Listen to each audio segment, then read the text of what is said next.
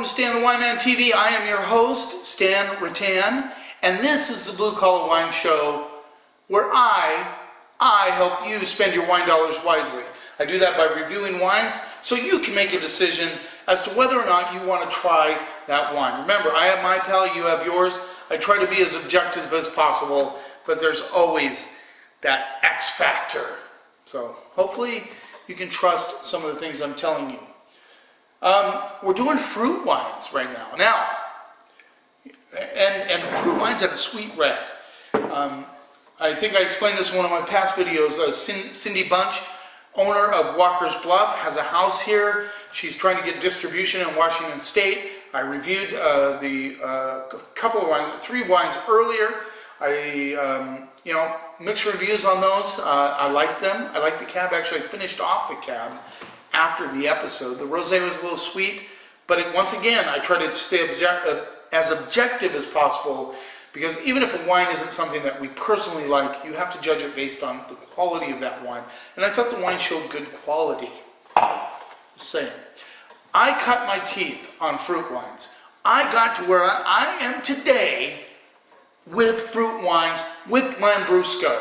And you may go, ooh, but it's true. I mean, I would have never, I remember Mount Baker Vineyards did a plum wine that I just died for. And I remember my parents introduced me to Lambrusco, and I was like, wow, this is such a good wine. I've come a long way. I don't mean that in a derogatory way, but I've moved on from those. That's a good way to put it. That's a great way to put it. I've moved on from the fruit wines. But I still appreciate their value.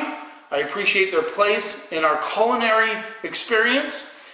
And with Thanksgiving coming up just around the corner, we may find that fruit wines can fit in to the picture with Thanksgiving and some of the things that come with that. So we're going to give these wines a try. I'm very interested in giving them a try. I'm very interested in going back to my roots as a wine guy, starting with fruit wines.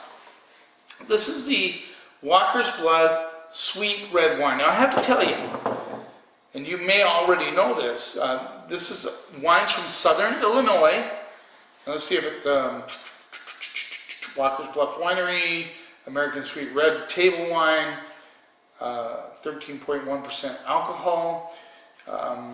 Anyway, what I was going to say is sweet red wines are definitely making a comeback. I mean, Barefoot does a sweet red wine, Roscato, Lambrusco still does really well, and Moscato, the orange wine, are actually doing quite well. In fact, Moscato overtook Sauvignon Blanc in sales in the United States, which I found quite amazing. But anyway, people get really upset at me when I run out of Roscato, which is a dolce or sweet style wine. They actually serve it at Olive Garden, and so a lot of people come in and ask for it.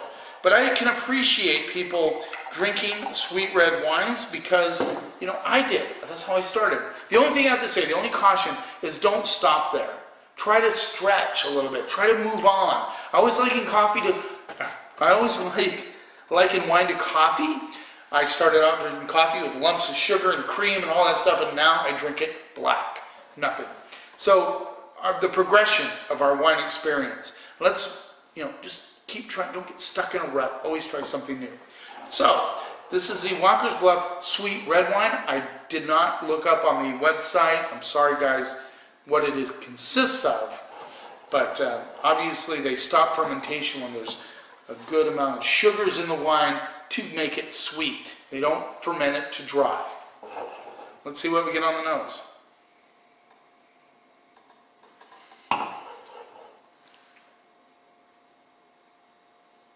I actually get quite a bit of chocolate. I get blackberries, like sweet blackberries. A little bit of a liqueur action coming through, but not strong. I mean, it certainly doesn't burn my nose. It's almost like blackberries with a dose of like a really fine, almost bittersweet chocolate. Let's see what we get on the palate.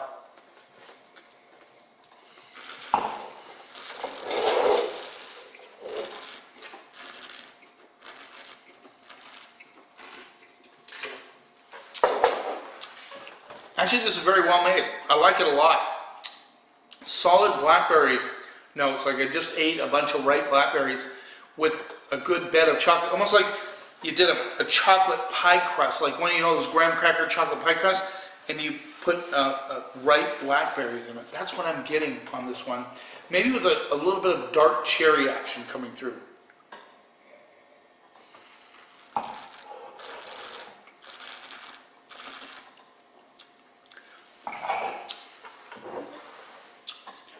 $14.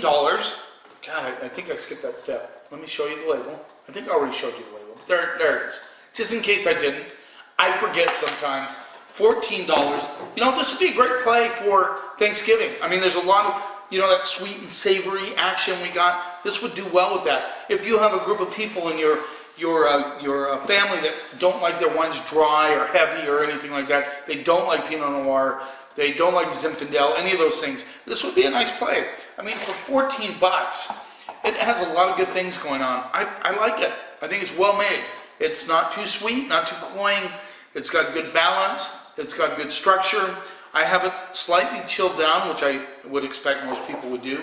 Yeah, I'm going to go B on that wine. I think it's a great, for what it is, it's a great bottle of wine. Let's move on. The Walker's Bluff Blackberry Reserve fruit wine was in at $16. You'd think after all these videos I did, I'd have this down to a science. But you know, that's how I am. It's crazy.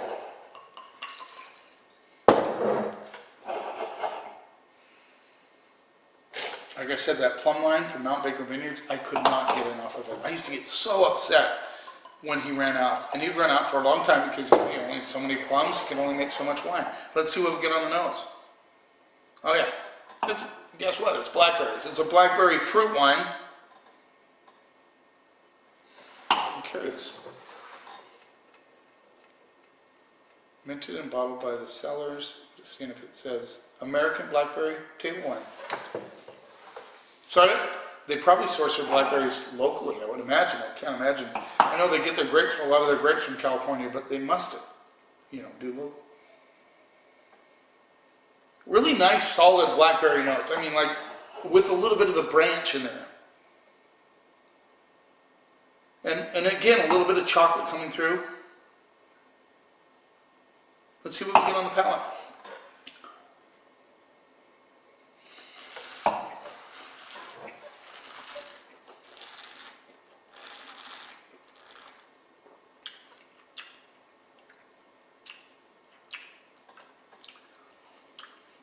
You know what I like about this? It's solid blackberry, for sure. With a little bit of licorice component coming through it, a little bit of tobacco, which I'm finding quite intriguing. And it finishes dry. This is cool. So you get that sweet up front, nice ripe blackberries, but it finishes dry, but not too dry, obviously. Good, nice long finish. What I like about it is the price. I mean, 16 bucks. That's a very fair price for a fruit wine of this quality.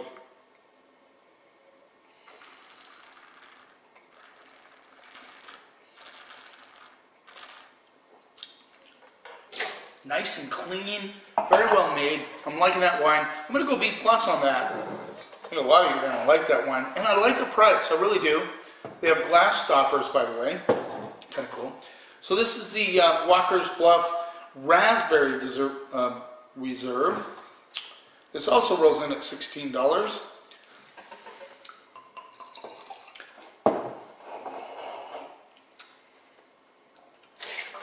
I love raspberries and blackberries. I think most of us do. But I'm really liking, I like the balance. I like the fact that it doesn't go like super sweet. She said I could pour it on ice cream. You know, I beg to differ. Well, you could, obviously. You can do whatever you want. But I think it's very good, very well. And it's lingering in my mouth for a long time. Let's move on to the raspberry. So this reminds me of a raspberry shortcake. Like it has a little bit of that shortcake thing going on.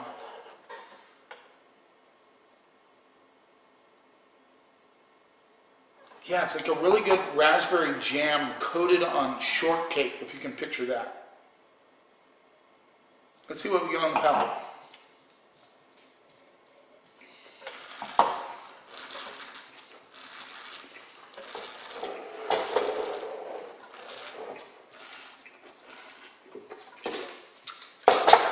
This reminds me of a really, really, really, really good raspberry jam. I love raspberry jam. And this is just like I could spread this on my toast and eat it.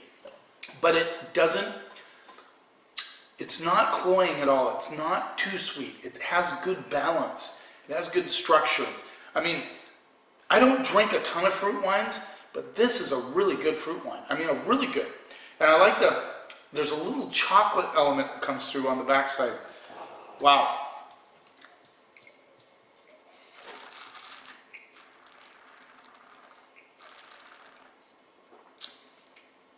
Wow.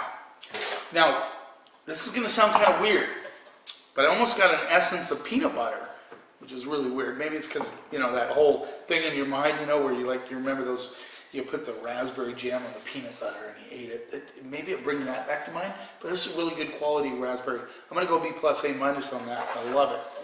Let's move on. Now, no label, so you're not even looking at this, but Lopez Island Vineyards, the other island, well, we have 100 and some islands on the San Juan, in the San Juan Islands, but Lopez is the first island that the ferry reaches. They have a winery over there called Lopez Island Vineyards. I am going to actually interview and go over there, interview Brent in March and put it on YouTube. They've worked really hard. They've been around a long time, longer than San Juan Vineyards. And this is their raspberry fruit wine. So I'm doing it right behind the Walker's Bluff. Brent is really happy with this. I believe it's a 2016 vintage, I believe.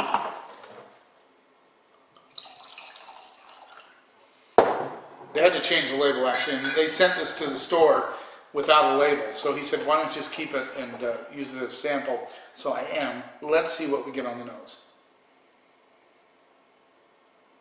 Now they're 100% organic fruit, so organically grown. This is interesting because this does not smell like raspberries at all, to be quite honest. I'm not even sure what it smells like, to tell you the truth. I get a little like an old hay component.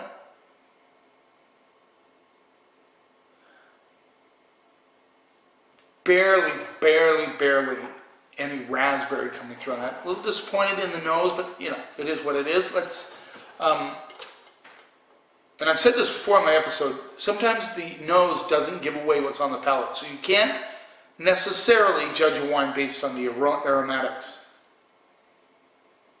Just getting a little bit of raspberry, a little bit of that old hay thing going on, which is interesting. Let's see what we get on the palate.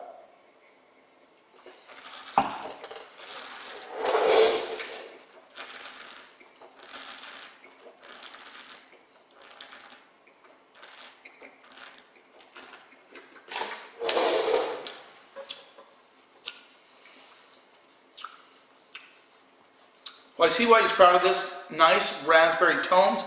A little bit brighter than the Walker's Bluff. Not quite as expressive on the fruit side as the Walker's Bluff.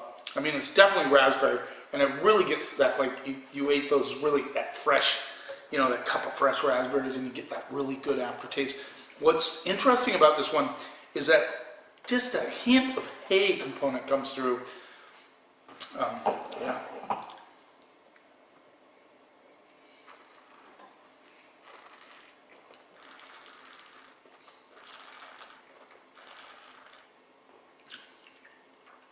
It as well. It finishes dry as well.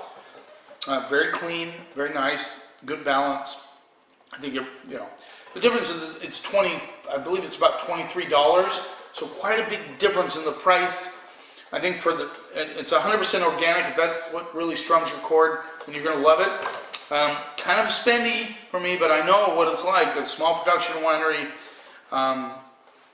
It's very delicious. They're all delicious, of course. I'm going to go straight up B on this wine. I think it's good. I like the Walker's Bluff a little bit better for different reasons, but very well built. They're all very well built. There you go. Great. By the way, if you want to do some fruit wines for Thanksgiving, these would be great additions. Thanks for taking a little bit of time out of your day to watch me. You keep watching, and I keep helping you spend your wine dollars wisely.